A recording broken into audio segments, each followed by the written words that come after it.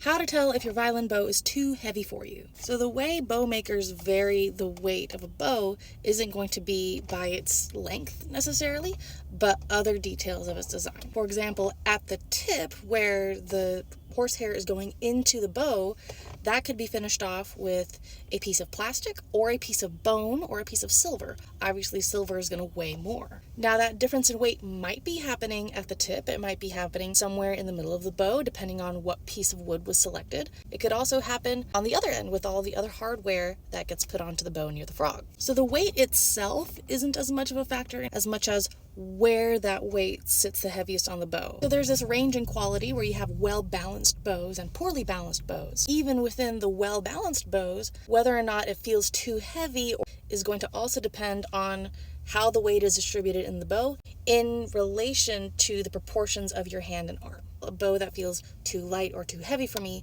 might feel just right for somebody else that has longer or shorter arms than I do. For me, the biggest sign that a bow is too heavy for me is going to be that I develop a muscle knot right here. If one of your tools is causing a muscle knot anywhere, that's a problem, but this is usually where it's going to show up if it's too heavy. I would also look to see how long it takes for me to get fatigued doing things like spiccato and ricochet, even an up bow staccato.